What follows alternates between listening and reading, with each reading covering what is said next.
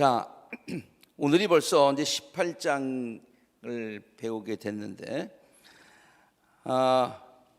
19장이죠. 19장. 죄송합니다.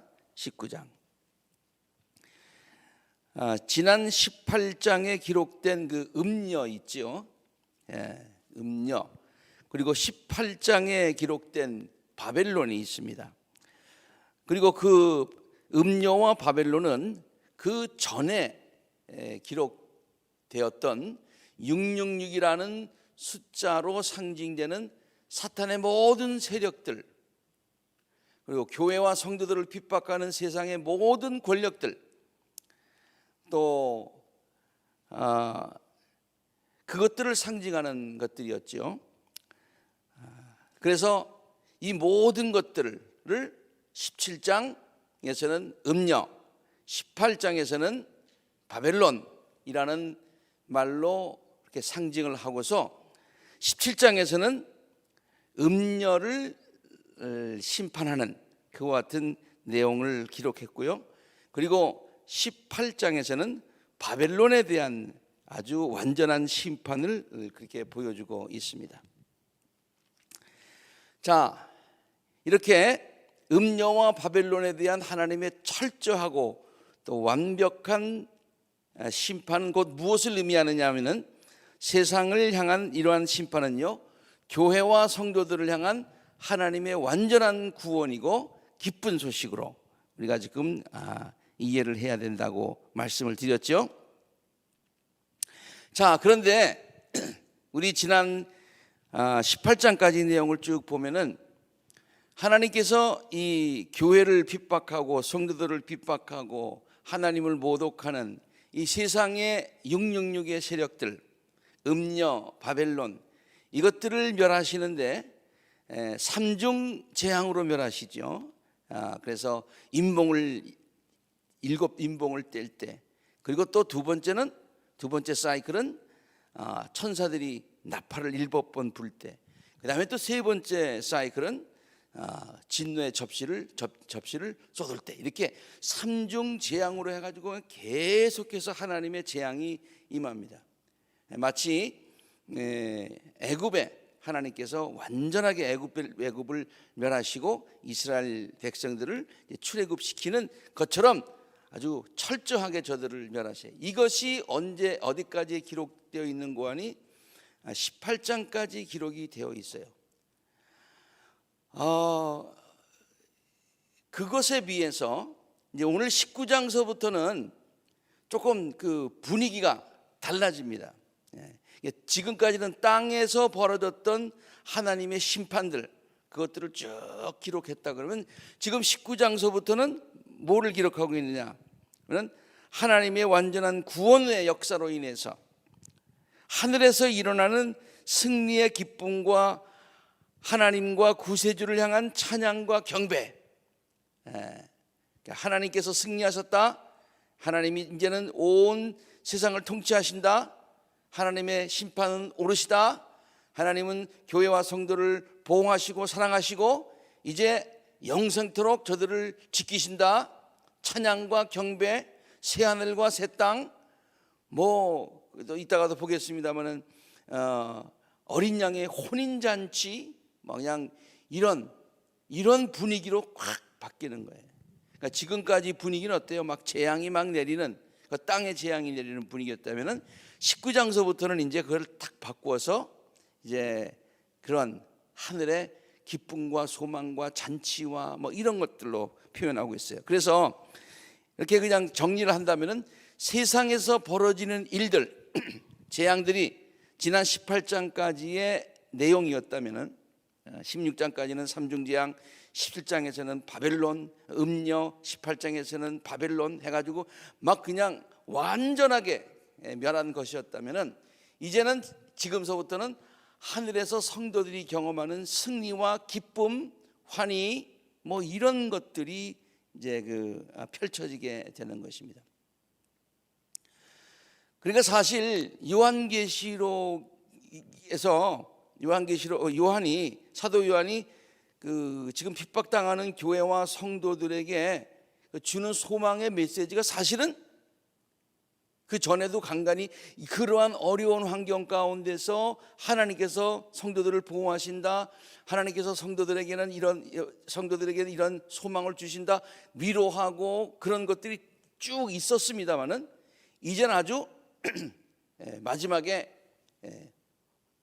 하늘나라의 그런 소망이 확실하게 펼쳐지는 새 예루살렘, 그 다음에 새 하늘과 새 땅, 그리고 하늘나라의 혼인잔치, 성도들이 함께 찬양드리는 그 찬양의 광경, 뭐 이런 것들을 구체적으로 보여줌으로 인해서 이게 사실 어떻게 보면은 지금까지 이해보다도 요한계시록의 클라이막스라고 볼 수가 있겠죠, 그렇죠?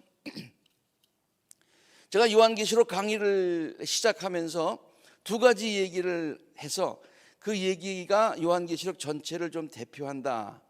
하나는 이승만 대통령이 이제 여러 번 이제 곧 해방이 있을 겁니다. 소망을 가지십시오. 뭐 이렇게 했던 그 방송을 여러분에게 한번 들려드렸고, 그 다음에 또 하나 소개했던 것이 미운 오리 새끼 얘기를 했잖아요, 그렇죠? 그래서 우리는 본래는 하나님의 성도, 또 하나님의 백조와 같은 존재들인데 세상에서 미운 오리 새끼 취급을 받고 막 이렇게 살다가 나중에 정말로 백조인 것을 깨닫고 그 다음에 그런 그 백조의 그런 그 즐거움에 참여하게 된다라고 하는 그런 스토리를 맨 처음에 얘기해서 이것이 요한계시록 전체를 우리가 잘 좀 이렇게 그 요약해서 설명해 주는 이야기입니다라고 말을 했어요. 안드레센이 미운 오리 새끼를 하면서 본래의 그것보다 그 뒤에 이야기들이 많이 변형이 됐어요. 조금씩 재밌게 변형이 각색이 돼가지고 어떤 때는 어느 것이 진짜 얘기인지 좀 혼돈이 될 때가 있는데 말이죠. 하여튼 제가 이해하고 있는 그 미운 오리 새끼의 마지막 부분은 어떻게 되어 제가 이해를 하고 있는 거 아니, 또 제가 그렇게 그런 이야기일 것이라고 생각하고 그런 이야기이기를 바라는 마음에서 그런 생각을 했는지는 모르겠습니다만은 이제 그 미운 오리가 이제 호숫가를 이렇게 가는데 쓸쓸하게 자기가 정말 그동안에 너무 많이 소외도 당하고 그래가지고 가는데 저쪽에 한 무리의 백조가 보였다고 그랬죠. 그래서 그에게 다가갔는데 너무너무 아름다워서 다가갔는데 그쪽에서 이 백조를 알아보고 미운 오리 새끼 알아보고서 그동안 잊어버렸는데 너를 찾았다. 그래가지고 온 식구들이 그냥 막 백조가 자기 브라더 시스터 엄마 아빠 뭐 전부 다 모여가지고 그 백조를 그 환영하고 막 그렇게 해서 그런 마지막에 그런 그 기쁨과 또 그런 장면이 있었다. 마지막에는 그냥 백조로 살았다 이렇게 끝나는 것보다 그렇게 끝나야 얘기가 좀 재밌지 않겠어요, 그렇죠? 미운 오리 새끼인데 나중에 알고 보니까 백조였더라. 땅. 그동안에 그 백조를 미운 오리 새끼로 놀렸던 그 사람 그 오리들은 다 나쁜 것들 뭐 이래 가지고 끝나는 것보다 어떻게 끝나는 게 재밌습니까? 더 드라마틱하고 좋습니까? 고생했는데 핍박받았는데 소외됐는데 마지막에 백조인 것을 알고서 그냥 환영하고 위로해주고 같이 앞으로 정말 더 행복하게 살자 이러고서 They live happily ever after 뭐 그렇게 끝나야 얘기가 재밌죠, 그렇죠? 사도행전도 마찬가지예요. 지난 18장에서 끝났으면은 다 이렇게 하나님을 멸시하고 교회를 핍박하고 성도들을 핍박했던 666의 세력들 아주 그냥 확실하게 멸했다. 음녀를 멸하듯이 바벨론을 멸하듯이 확실하게 멸했다. 끝. 이러면은 시온은 하겠지만 나머지는 상상 이렇게 하는 것보다 어느 게 더 이 요한 어느 게 더 좋겠어요? 스토리가. 그런데 하나님께서는 이 성도들을 안으시고 받으시고 어린 양의 혼인잔치에 초대해 주시고 그냥 기쁨과 찬송과 새하늘과 새 땅과 새 예루살렘과 막 이런 장면이 있어야 되지 않겠어요? 그렇죠? 그런 면에서 보면은 이 요한계시록이 말이죠, 그냥 이렇게 그냥 본대로 그냥 적어서 쓴 게 아니라 나름대로 굉장히 세밀한 각색과 그 다음에 구성과 이런 모든 것들이 되어 있는 것을 발견할 수 있어요. 자, 19장의 내용, 19장, 20장, 21장, 22장이 바로 그런 거예요. 지금 미운 오리 새끼였던 성도들을 전부 다 백조로 다시 백조인 것을 알고서 신부, 우리 여기서는 신부, 예수님이 신랑이 되시니까 그 어린 양의 혼인잔치에 우리 신부들을 다 초대해가지고 우리가 주인공이 돼가지고 기쁨이 최고의 기쁨. 이 옛날에는요, 지금도 마찬가지입니다만은 옛날에는 특별히 구약시대 이스라엘 민족뿐만이 아니라 세계 어느 나라든지 아프리카를 포함해서 다 각 민족의 가장 큰 축제가 뭔지 아세요? 결혼식이에요. 예. 나름대로 설날도 있고 그다음에 또 나름대로 이런 그런 것도 있지만은 그 동네가 전체가 그냥 다 축제가 되는 거는 그 동네에 결혼식이 있으면은 그냥 다 축제예요, 다 축제. 예. 어떤 때는 일주일, 어떤 때는 그 이상 그냥 잔치를 계속 베푸는 거예요. 이렇게 기쁜 것에 혼인잔치를, 그래서 혼인잔치를 그냥 예를 든 거예요. 하늘나라에 기쁜 잔치가 있다고 하는 것을 우리에게 제일 실감나게 해주려면은 혼인잔치 그래야 와 그런다, 그런 얘기예요.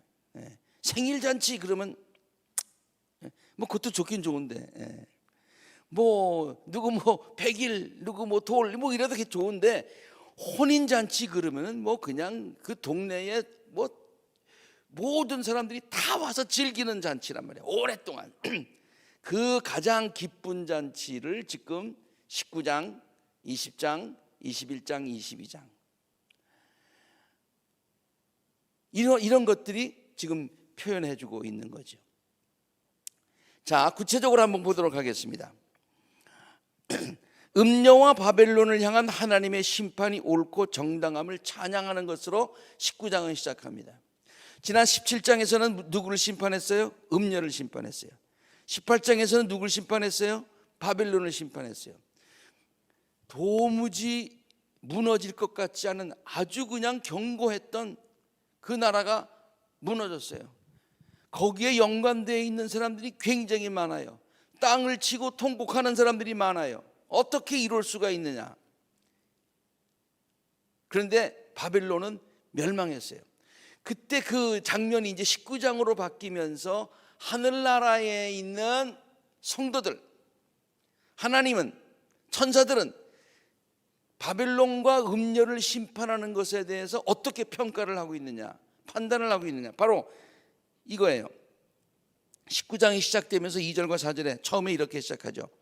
그분의 심판은 참되고 의로우시다. 음행으로 세상을 망친 그 큰 창녀를 심판하셨다. 세상을 망친 여자니까 자기 종들이 흘린 피의 원한을 그 여자에게 갚으셨다. 자기 종들이 누구예요? 성도들이 있죠. 그 성도들이 흘린 원한의 피, 그들이 다시금 할렐루야, 그 여자에게서 나는 연기가 영원히 올라가는구나, 할렐루야, 정말로 잘된 일이다, 그 일을 행하신 하나님 찬양합니다. 24 장로와 네 생물이 보좌에 앉아 계신 하나님께 엎드려 경배하고서 아멘 할렐루야 하고 말했다. 참으로 안타깝다. 저들이 잘한 건 아니지만 조금 셌다, 이런 반응이 아니에요. 요새 한국의 어느 정치판에서 가장 아주 그냥 핫 이슈로 떠오르는 게 뭡니까? 옛날에 어떤 뭐 조국 사태가 있었는데 그것에 대해서 야당에 있는 어떤 후보가 그건 너무 과했다 이래가지고 네가 여당이냐 야당이냐 이래가지고 막 지금 싸우고 있잖아요, 그렇죠? 예. 뭐 제가 어느 편을 들자는 건 아닌데 바로 이런 거예요. 음녀를 심판하고 바벨론을 심판했는데 철저하게 심판했잖아요. 그런데 하늘나라의 성도들이 그래도 그건 조금 너무했어, 좀 덜 하시지, 너무 잔인했어, 그런 평가가 아니라 하나님은 의롭고 옳으시고 아멘 할렐루야 마땅히 행할 바를 행했습니다 라고 찬양하는 것으로 19장이 시작을 해요. 그 다음에 두 번째로 19장은요 무슨 얘기를 하고 있는 거 아니? 하나님의 승리와 하나님의 통치하심을 다시 한번 확인하고 찬양합니다. 이게 무슨 말이냐면 예를 들어서 지난번에 666을 이 대표하는 그 사탄의 세력들, 그리고 666 표를 갖지 못하면은 세상을 살 수 없을 만큼 그냥 그들이 세상을 다 지배하고 있었어요. 그들이 세상을 다 지배하고 있는 것 같았어요. 그래서 그들에게 잘 보이지 않으면은 안 되는 것처럼 저들이 모든 세상의 권력과 사람들의 행복과 불행을 손에다 다 쥐고서 세상을 좌지우지하는 것처럼 보였잖아요, 그렇잖아요. 와, 바벨론 보니까 이거 뭐 대단해, 무너질 것 같지도 않고. 누가 바벨론을 거스리랴? 바벨론이 세상을 다 통치한다, 로마가 세상을 다 통치한다 그랬어요. 그리고 믿는 사람들은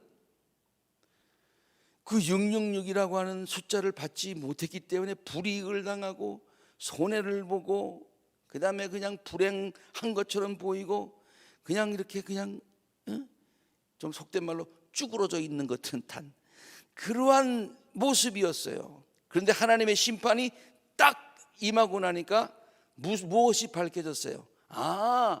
세상을 다스리는 분은 세상의 왕이 아니고 바벨론이 아니고 누구다? 하나님이시다. 하나님이시다. 하나님이 침묵하시는 것 같았는데 결국에 가서 뒤돌아보니까 하나님이 다 하셨구나, 그렇게 깨달아지더라, 그런 얘기예요. 그것이 19장 1절에서 선포하고 시작합니다. 1절, 이 일이 있은 뒤에 이제 18장이 끝났어요. 내가 들으니 하늘에 있는 큰 무리, 하나님과 성도들과 또 장로들과 천사들과 큰 무리가 내는 우렁찬 음성과 같은 소리가 이렇게 울려 퍼졌어요. 이거 하늘의 소리예요. 무슨 소리냐면은 할렐루야, 구원과 영광과 권력은 누구 것이다? 하나님의 것이더라. 하나님. 그동안에는 세상의 것인 것처럼 착각할 수도 있었는데, 세상이 그렇게 돌아가는 것 같았는데 이 심판이 확실하게 임하는 것을 보니까 하나님이 통치자시구나, 하나님이 다스리시는구나, 하나님이 주관자가 되시는구나, 와, 역사의 주관자는 하나님이시구나, 인간이 아니구나 그것을 깨닫게 되었다. 또 계속해서 하나님의 모든 종들아, 하나님을 두려워하는 사람들아, 작은 자들과 큰 자들아, 우리 하나님을 찬양하여라. 나는 또 큰 무리의 음성과도 같고 큰 물소리와도 같기도 하고 우렁찬 천둥소리와도 같기도 한 소리를 들었는데 어떤 소리냐? 할렐루야, 주 우리 하나님 전능하신 분께서 왕권을 잡으셨다. 세상의 왕들이 왕권을 잡는 게 아니라 누가 잡아요? 하나님이 왕권을 잡으셨다. 그렇게 선언하면서 19장이 시작이 됩니다. 여러분, 저는 요새 요한계시록을 쭉 이렇게 강해를 준비를 하면서 와, 어떻게 이렇게 세밀하고 철저하고 조직적이고 논리적이고, 야, 어떻게 이렇게 쓸 수가 있어? 그것도 2000년 전에. 와, 너무너무 철저한 것 같아요. 하나님의 승리하심을, 하나님의 통치하심, 결국에 가서는 하나님이 이기시는 것을 선포하는 거예요. 지금까지도 우리가 쭉 봤지만은, 미운 오리 새끼의 예로도 봤지만은, 아이 뭐 세상은 그냥 잘, 하나님 없이도 잘 굴러가는 것 같았어요. 믿는 자들은 패배자 같았어요. 고난과 박해와 순교까지 당했어요. 그런데요, 누가 이겼습니까? 누가 이겼습니까? 예를 한번 들어볼까요? 예수님이 시대가 어느 시대? 로마 시대죠. 로마 시대에 로마 병정에 의해서, 로마 군인들에 의해서, 빌라도에 의해서 처형을 당하셨어요. 그리고 예수를 따르는 많은 제자들도 로마 그 원형 경기장에서 사자의 밥이 되면서 순교를 당했어요. 로마 황제들에 의해서 핍박을 당했어요. 그런데 누가 이겼습니까? 예수님이 이겼습니까? 로마가 이겼습니까? 로마는 멸망했어요. 로마는 멸망했어요. 그런데 예수님은 지금도 역사를 통치하고 계세요. 그렇게 핍박을 했는데 중세를 보면은 중세 교회가 중세 전체를 싹 지배했잖아요. 좀 물론 여러 가지 뭐 정치적인 그 문제도 있었습니다만은, 교황이 왕들보다도 더 높은 위치에 있었다는 사람이 누구였어요? 교황이었잖아요. 세상에 왕들이 지배했습니까? 교황이 지배했습니까? 믿음이 지배했습니까? 세상이 지배했습니까? 하나님의 뜻이 지배했습니까? 세상의 권력이 지배했습니까? 그냥 거기에 복잡한 이야기들이 많이 있습니다만, 단순하게 보자면은 아무튼 세상이 이기는 것 같았었는데 결과적으로는 예수님이 이겼다, 믿음이 이겼다, 이것을 선포하고 있는 것입니다. 저는 이 말씀을 준비하면서 갑자기 시편에 있는 말씀이 생각났어요. 무슨 말씀인가 하니, 주께서는 내 원수들이 보는 앞에서 내게 상을 차려주시고, 내 원수들이 보는 앞에서 나에게 풍성한 상을 차려주셔서 나를 높여주신다. 내 머리에 기름을 부어주시니 나를 귀한 손님으로 맞아주시고, 나를 가장 귀하게 대해주시니 내 잔이 차고도 넘칩니다. 교회와 성도들이요, 많은 핍박을 받았어요. 사도 요한 시대. 근데 하나님께서 저들을 이제 세상을 멸하시고 이제는 승리를 선언하게 하시고, 영원한 기쁨 가운데, 어린 양의 혼인잔치 가운데 초대해 주셔서 원수들이 보는 앞에서 상을 베풀어 주시고 기름을 부어 주시니 성도들이 할렐루야 찬양하면서 내 잔이 차고도 넘칩니다. 그 찬양이 나왔을 것 같아요. 그렇죠? 네. 천국에서의 기쁨을 혼인잔치에 비유하고 있는데요, 서두에서도 말씀드렸듯이 왜 혼인잔치에 비유했을까? 그냥 파티, 무슨 무도회 뭐 이렇게 표현하지 않고 혼인잔치라고 한 것은 세계 모든 민족, 어느 나라든지 언어를 초월해서 가장 즐거운 명절, 모든 사람에게 기쁨을 주는 것이 혼인잔치이기 때문에 그 혼인잔치에 비유를 한 거예요. 그리고 또 혼인잔치 그러면 신랑 신부가 있어야 되잖아요. 왜 그렇게 했냐면은 혼인잔치의 주인공이 되시는 신랑은 예수님이시고요. 그러면 혼인잔치에 그 초대된 사람들은 누구예요? 신부인 우리 성도들이란 말이에요. 일부 다처제입니까? 지금 그런 얘기하고 있는 게 아니에요. 그냥 이미지로, 상징으로 우리가 생각을 하는 거예요. 근데 신랑 되시는 예수님이 우리를 신부처럼 귀하게 여기신다. 저는 나이가 상당히 많이 들었음에도 불구하고 말이죠, 어떤 그 아내가 자기 남편을 가르쳐서 우리 신랑 그러는 분을 많이 봤어요. 여러분 많이 봤죠? 예. 우리 영감 뭐 이러지도 않고, 예. 뭐 우리 남편 그러지 않고 늘 그냥 신랑 그러면서 나는 무슨 생각, 저분은 참 그 신혼으로 그냥 사시는 것 같다, 이런 생각을 그 얘기를 들을 때마다 해요. 근데 남자들이 아내를 보고서 우리 신부가 계속해서 부르는 거는 내가 그렇게 많이 들어본 것 같지가 않아요. 여러분 들어보셨어요? 못 들어보셨죠? 근데 예수님 우리를 그냥 늘 신부로 대하신단 말이에요. 신부.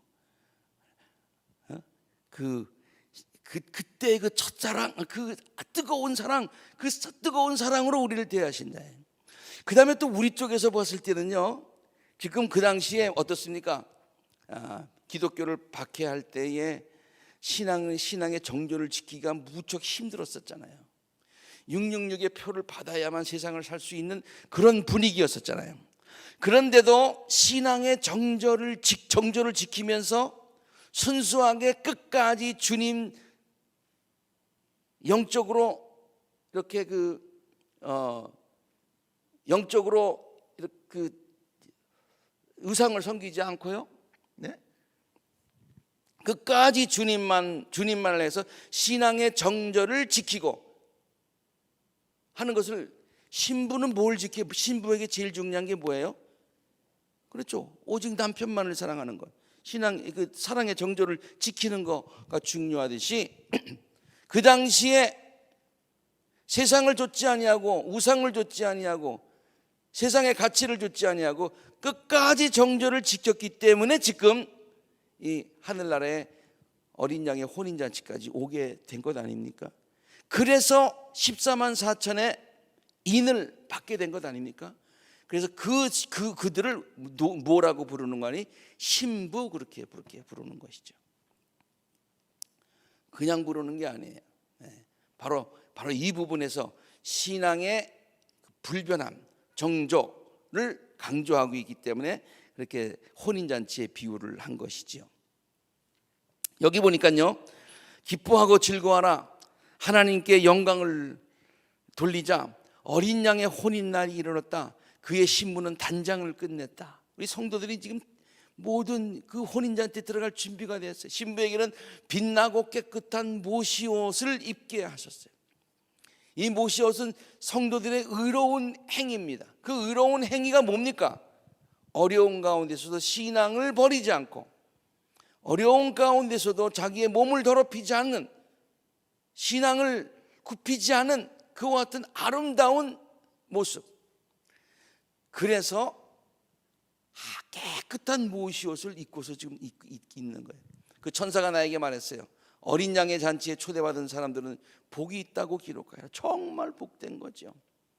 이 말씀은 하나님의 참된 말씀이다, 그렇게 기록을 하고 있습니다. 자, 여기서 신랑 되시는 주님에 대해서 얘기하고 있어요. 우리가 오늘 요한계시록 말고도 다른 여러 곳에서 예수님 자신이 당신을 신랑이라고 복음서에서 기록한 부분들이 특별히 마태복음에 많이 있습니다. 그때 요한의 제자들이 예수께 와서 묻습니다. 우리와 바리새파 사람들은 자주 금식을 하는데 왜 선생님의 제자들은 금식을 하지 않습니까? 예수께서 그들에게 말씀하셨어요. 혼인잔치에 손님들이 신랑과 함께 있는 동안에 슬퍼할 수 있느냐? 지금 저들이 신랑이 나와 함께 있다. 그러네. 신랑이 나와 함께. 마태복음 25장에서도 우리가 잘 아는 열 처녀의 비유에서도 예수님은 당신을 신랑에 비유하면서 혼인잔치를 위한 성도들의 준비가 마음 자세가 어떻게 됐냐를 가르쳐 준 적이 있으십니다. 예수님뿐만이 아니라 세례 요한도 예수님을 신랑에 비유해서 가르쳐 준 적이 있어요. 나는 그리스도가 아니고 그분보다 앞서 보내심을 받은 사람이다. 신부를 차지하는 사람이 신랑이다. 지금 이 제자들이 있고 이 많은 사람들이 있는데 그 신부들을 차지할 사람은 신랑이지 내가 아니다. 나는 신랑의 친구다. 이렇게 얘기를 한 적이 있죠. 그런데 이 19장에서 묘사하고 있는 이 신부는요, 신랑은요, 그저 성도들을 사랑해서 또 혼인잔치에 초대해주는 그와 같은 그냥 단순한 이미지가 아니라 19장에서 얘기하고 있는 예수님의, 주님의 신랑의 이미지는 아주 철저하고 완벽한 이미지입니다. 요한계시록 19장 11절부터 16절까지 굉장히 중요한 얘기입니다. 나는 또 하늘이 열려 있는 것을 보았어요. 거기에 흰말이 있었는데 흰말을 타고 오십니다. 참 멋있죠? 네. 신실하신 분, 참되신 분, 이란 이름을 가진 분이 그 위에 타고 계십니다. 왜 신실하다고 표현했을까요? 성도들을 사랑하셔서 구하겠다고 말씀하신 그 약속을 지키시는 분이시기 때문에, 그리고 의로 심판하시고 싸우시는 분, 불의와 싸우시는 분, 그리고 의로 심판하시는 분이세요. 눈은 불꽃과 같고 머리에는 많은 관을 썼는데 그분밖에는 알지도 못하는 그 이름이 그의 몸에 적혀 있고요. 피로 물든 옷을 입으셨어요. 왜 피로 물든 옷을 입으셨을까요? 예수님께서 보혈을 흘리셔서 우리를 피를 흘리셨잖아요. 그러니까 그 피로 물든 옷을 입으셨고 그 이름은 하나님의 말씀이라고 하였습니다. 예수님의 이름이 하나님의 말씀이래. 이건 누가 썼어요? 사도 요한이 썼죠. 요한복음 누가 썼어요? 사도 요한이 썼죠. 요한복음 1장에 예수님을 뭘로 기록하고 있어요? 예수님을 소개할 때에 태초에 말씀이 계셨다. 로고스라고. 그 말씀은 하나님과 함께 계셨어요. 말씀은 하나님이셔. 그래서 예수님을 말씀이라고 하는 로고스에 비유해서 태초에 하나님과 같이 계셨던 분, 아니 하나님 그분이라고 사도 요한이 요한복음에 기록하고 있듯이, 저 요한계시록에도 아까 다시 한번 보여주세요. 요한계시록에도 그의 이름은 하나님의 말씀이다. 이게 아주 굉장히 깊은 얘기입니다. 그의 입에서는 날카로운 칼이 나오는데 그는 그것으로 모든 민족을 치실 것입니다. 친히 쇠지팡이를 가지고 모든 민족을 다스리세요. 치리하시는 분이세요. 하나님의 맹렬하신 진노의 포도주의 틀을 밟으면 거기서 피가 나오잖아요. 벌건게 나오잖아요. 심판해 주시다. 그의 옷과 넓적다리에는 왕들의 왕이시고 군주들의 군주이시고 왕중왕, 모든 것을 다스리시는 그와 같은 분, 의로우신 분, 말씀 그 자체, 아니 하나님 바로 그분이 우리의 신랑이 되신다 라고 하는 것을 얘기해 주고 있는 것입니다. 그리고 그 예수님은 우리의 경배를 받으시는 분이시다 라고 그렇게 기록하고 있어요. 그때 내가 그에게 경배를 드리고 그의 발 앞에 엎드렸어요. 천사에게, 지금 천사가 소개하니까 그 천사에게 너무 놀라가지고 경배를 했어요. 그러니까 그가 나에게 말합니다. 이러지 말아라. 나도 예수의 증언을 간직하고 있는 내 형제 자매들 가운데 하나다. 너와 같은 종이야. 경배는 하나님께, 경배는 주님께, 경배는 신랑에게, 어린 양에게 경배를 드려라. 우리의 경배를 받으시는 분, 그러나 우리를 신부처럼 사랑하셔서 약속하신 대로 신실하게 하늘나라로 우리를 초대해 주신 분, 그리고 영원한 생명을 주신 분, 새하늘과 새 땅을 허락하시는 분, 새 예루살렘에서 살게 하시는 분, 영원한 영생 복락을 누리도록 해주시는 분, 그분은 우리의 찬양과 경배를 받으시는 분. 지금 이렇게 19장을 한번 자세히 그런 관점에서 읽어보세요. 요한계시록의 19장, 20장, 21장, 22장 여기는요, 요한계시록의 그냥 클라이맥스라고 볼 수 있어요. 지금까지 모든 심판은 바로 이것을 우리들에게 보여주기 위한 모든 전의 이야기들이에요.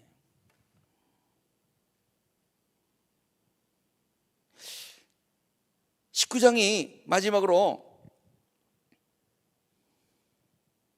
하늘에서 벌어지고 있는 어린 양의 혼인 잔치를 지금 얘기하고 있잖아요. 그러면서 동시에 이 사도 요한은요, 다시 눈을 땅 쪽으로 한번 돌리게 합니다. 지금 지난 장까지 심판이 있었잖아요. 그래서 눈을 하늘로 올려서 거기서 지금 어린 양의 혼인잔치의 아름다운 모습들, 그 혼인잔치의 주인공 되시는 분이 누구신가를 갖다가 묘사하면서 그분과 같이 있는 것이 얼마나 행복한가. 그러다가 이번에는 다시 한번 이렇게 봅니다. 왜? 이것이 얼마나 좋은가를 다시 한번 더 부각시키기 위해서. 그러면서 제가 이름을 붙였는데요, 천국에서 벌어지는 혼인잔치에 비해서 땅에서 지금 벌어지고 있는 새들의 잔치 그랬어요. 새들의 잔치라는 말은 여기는 없는데 제가 말을 한번 만들어 봤어요. 새들의 잔치. 새들이 왜 무슨 잔치를 하고 있느냐면요, 그림을 한번 보세요. 저게 지금 새가 쪼아먹게 하는 조장입니다. 조장이라고 하는 새들이 시체를 먹게 하는 같은 장례를 얘기하고 있어요. 저게 많이 있었습니다. 저게 있었어요. 어떤 민족에서는, 어떤 문화에서는 저렇게 새들이 먹어야 그 영혼이 죽은 후에 훨훨 새처럼 자유롭게 난다. 그래서 일부러 저거를 하게 하는 경우도 있었습니다만은, 이스라엘 사람들에게는 죽은 후에 묻히지 못하는 것은 수치 중에 수치요, 치욕 중에 치욕이요, 벌 중에 벌이라고 생각했어요. 묻혀야지. 그냥 묻히지 못하니까 새들이 와서 쪼아먹는 거예요. 지금 이스라엘, 지금 뭐 티베트나 지금 이쪽 얘기하는 게 아니에요.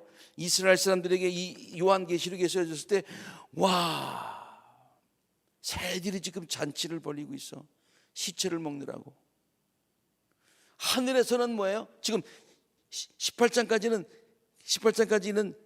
음녀의 판단, 심판, 바벨론의 심판해 가지고 막 어렵다가 19장에 딱 보면서 우와 아름답다 했는데, 그 아름다운 거를 더 느끼기 위해서 보니까 여기서는 어린 양의 혼인잔치, 저기서는 새의 잔치 벌어지고 있더라, 그런 얘기예요. 나는 또 해에 한 천사가 서 있는 것을 보았어요. 그는 공중에 나는 모든 새들에게 큰 소리로 외칩니다. 하나님의 큰 잔치에 모여라. 이것도 하나님이 주관하신 잔치야. 근데 어린 양의 기쁨의 잔치가 아니라 무슨 잔치? 심판의 잔치예요. 왕들의 살, 장군의 살, 힘센 자들의 살, 말들과 그 위에 탄 자들의 살, 모든 자유인이나 종이나 작은 자나 큰 자의 살, 그 세상을 얘기하는 지금 요한계시록적인 그런 표현법이에요. 세상을 얘기하고 있어요. 666을 대신하는 모든 세상의 세력들을 이렇게 자유인이나 누구나 종이나 작은 자나 큰 자나 이런 말로 다 하는 것이 뭐예요? 그동안 하나님을 대적하고 교회를 대적하고 성도들을 대적했던 모든 그 세력의 사람들의 그 살을 새들 보고 다 먹으라는 거예요. 또 나는 짐승과 세상의 왕들과 그 군대들이 흰말을 타신 분과 그 군대에 대항하여 싸우려고 모여 있는 것을 보았습니다. 여러분 무슨 생각이 나세요? 지난번 16장에서 아마겟돈 전쟁 얘기 나왔죠, 그렇죠? 아마겟돈 전쟁. 16장 한번 잠깐 볼까요? 접시를 쏟을 때의 얘기인데요. 여섯째 천사가 큰 대접을 큰 유프라데스 강에 쏟으니까 강물이 말라버려서 해돋는 곳에서 오는 왕들의 길이 마련되었습니다. 나는 또 용의 입과 짐승의 입과 거짓 예언자의 입에서 개구리와 같이 생긴 더러운 영 셋이 나오는 것을 보았는데 그 영들이 온 세계 왕들을 찾아다니면서 돌아다니면서요. 그리고 그 다음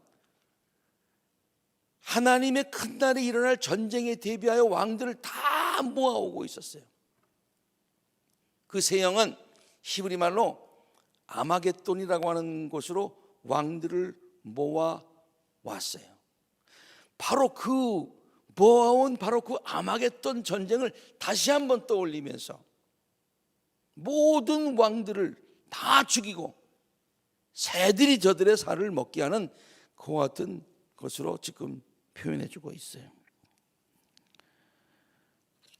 너무 철저하고 너무 아주 이렇게 잘 짜임새 있게 우리에게 설명해 주고 있지 않습니까? 그래서 어떤 얘기가 있냐면 맨 마지막에 남은 자들은 말 타신 분의 입에서 나오는 칼에 맞아 죽었고 모든 새가 그들의 살점을 배부르게 먹었습니다. 저 하늘에서는 무슨 잔치? 어린 양의 혼인 잔치. 너무너무 기쁜 거예요. 하루 이틀이 아니라 영원토록 그 잔치가 이어지는 거예요. 땅에서는 뭐예요? 새들의 그냥 위해서 죽어도 묻히지도 못하고 새들에게 먹힘을 당하는 그 같은 비참한 심판이 이루어지고 있는 그 모습을 얘기해 주고 있습니다. 이것은 또 다른 심판이 임했다는 것을 보여주는 것이 아니라 대조를 이루기 위해서 하늘나라에서 누리는 성도들의 기쁨이 얼마나 큰가. 마치 길을 잃었던 그 백조가 자기 모든 식구들과 해가지고 부모들로부터 무슨 얘기를, 아유 얼마나 고생했니, 얼마나 고생했니, 이렇게 위로해주고 그 다음에 이제부터는 아무 걱정하지 말고 우리랑 같이 행복하게 살자. 기뻐가지고 하늘을 같이 날아다니는 그 모습이 바로 19, 20, 21, 22장에 계속 나오게 되는데 다음 시간에 계속해서 보도록 하겠습니다. 기도하겠습니다.